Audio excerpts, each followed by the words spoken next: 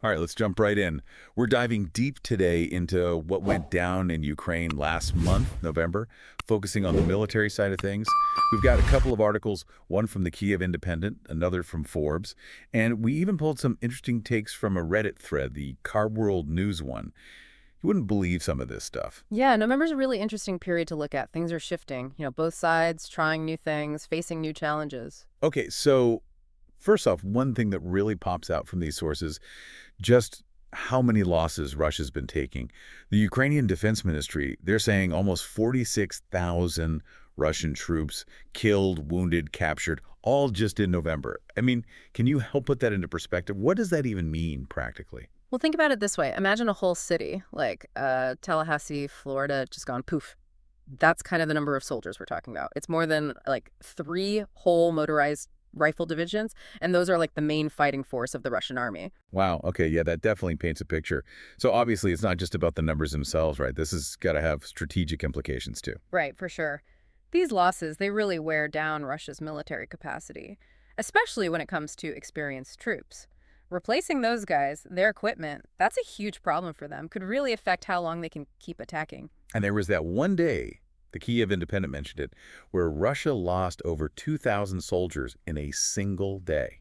That's the highest daily loss since the whole war started, right? Yeah, grim stuff. Shows how intense the fighting's become and how well the Ukrainians are holding up, especially in places like Donetsk, which is where Russia's been really focusing their efforts. And it's not just the manpower, right? Hmm. We're talking serious financial losses for Russia, too. Over $3 billion worth of military equipment destroyed just in November. Yeah. Tanks, armored vehicles, artillery, all gone.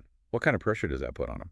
Well, every tank, every artillery piece they lose, it's not just about the money. It's a gap in their ability to fight.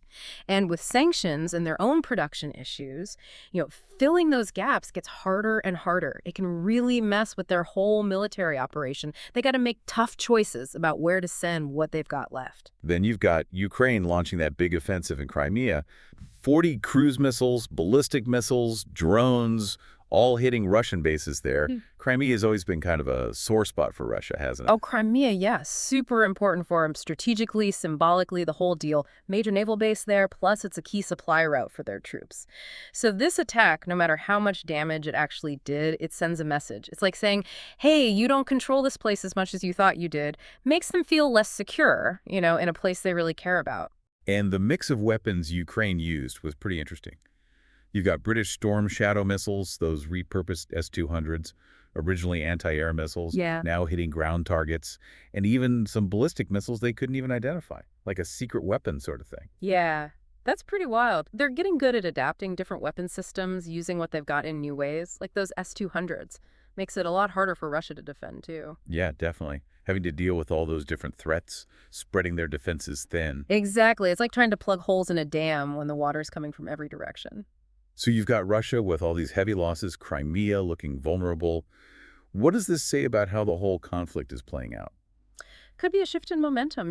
Russia's still got a lot of military power, but their weaknesses are showing. And Ukraine, they're finding ways to exploit those weaknesses, getting better at it all the time.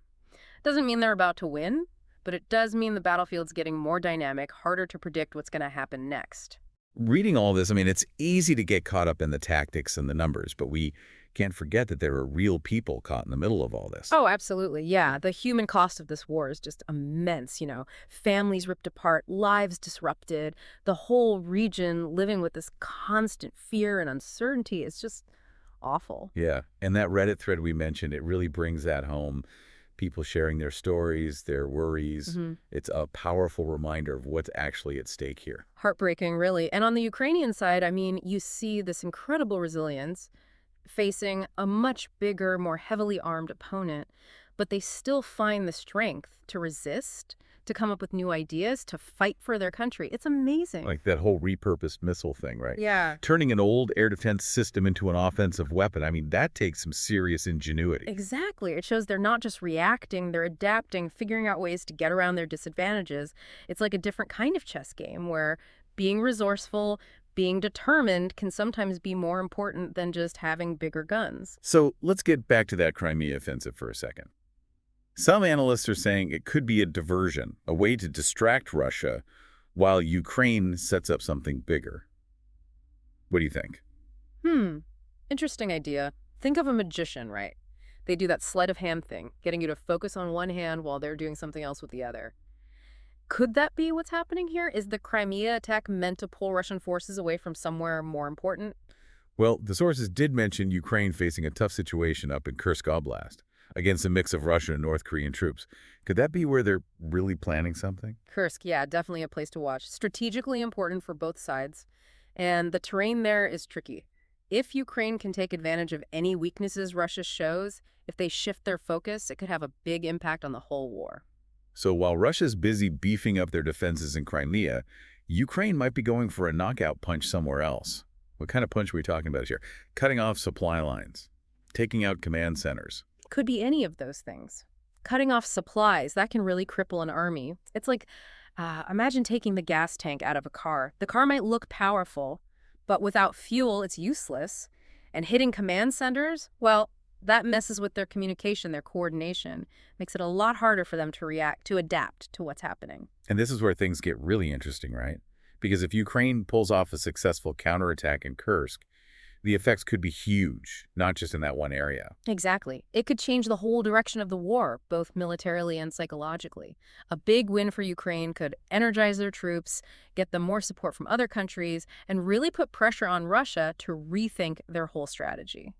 But like with any military operation, there are risks involved. Of course, always risks. Maybe Russia saw this coming. Maybe they're ready for a Ukrainian countermove. Or maybe they hit back even harder, escalate things even more. Who knows? And yeah, people on that Reddit thread, they're worried about that, about things escalating, maybe even spreading to other countries. Yeah, I get it. Those are valid concerns. The situation is really volatile right now, and any little mistake, any unexpected event could have serious consequences. It just shows how important diplomacy is, how important it is for countries to talk to each other, to work towards de-escalation. Reminds us that this isn't just some regional conflict happening over there. It has global implications for everyone. Absolutely. What's happening in Ukraine, it's sending shockwaves all over the world. Energy markets, alliances, the whole feeling of global security, it's all affected. Hmm. We're all connected in ways we might not even realize. And this war is having an impact far beyond the actual fighting. Feels like we're at a turning point, doesn't it? Like so much depends on what happens next. Yeah, no doubt. This next bit, these next few weeks, months, it's crucial, you know? Decisions made now could have effects that last a long, long time. So for people listening, trying to stay on top of this, what should they be watching for as things develop? Well, that Kursk Oblast situation, got to keep an eye on that. If Ukraine goes on the offensive there, the outcome, that's going to be huge. If Huh. they win decisively, could really tip the scales. But if it's a stalemate, or if they lose, that might give Russia a boost, embolden them. Okay, and taking a step back, looking at the bigger picture, what else should we be paying attention to?